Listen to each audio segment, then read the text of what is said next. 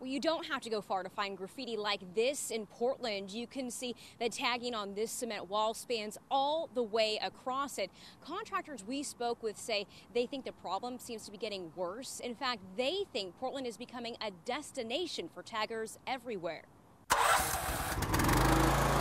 Some people consider graffiti art. To Paul Watts, it's vandalism. The biggest difference between graffiti and art is permission. If you don't have permission, you don't have the right to do it.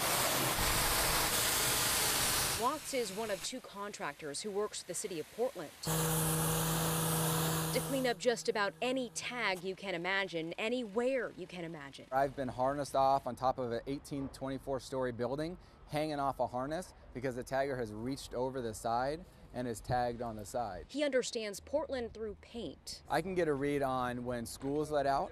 I can get a read on when the taggers are coming up from LA or New York. Which means he understands the problem quite clearly. There's nobody actively out there prosecuting graffiti crimes. And so it's just kind of opened up Portland to say, hey, come to Portland and tag.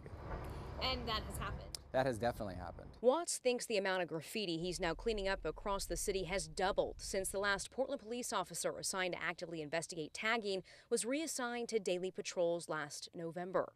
Well, this essentially leaves the door wide open for taggers to do extreme things like this, even recording their crimes with a drone so they can post a video to social media with virtually no fear of getting caught. Who's going to go out there and get them? Who's going to go out there and prosecute? It's really tough to prosecute them. Despite all of this, Fox 12 has learned the city spends between $300,000 to $400,000 a year to clean up graffiti.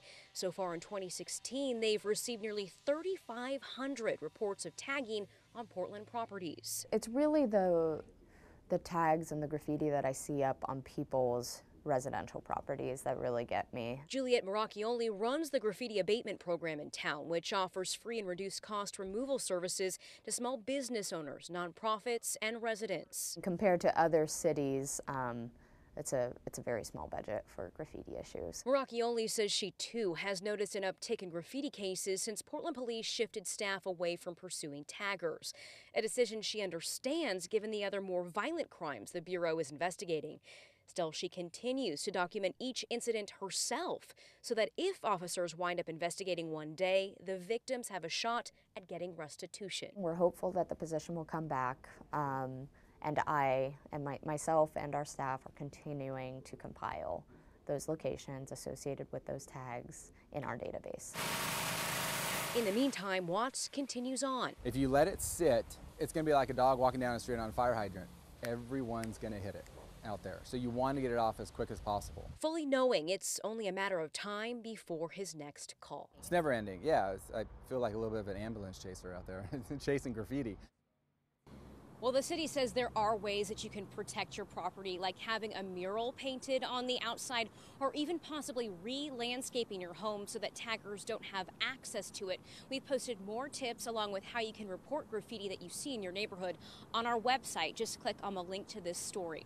Reporting in Southeast Portland tonight, Caitlin Bolduc, Fox 12 Oregon.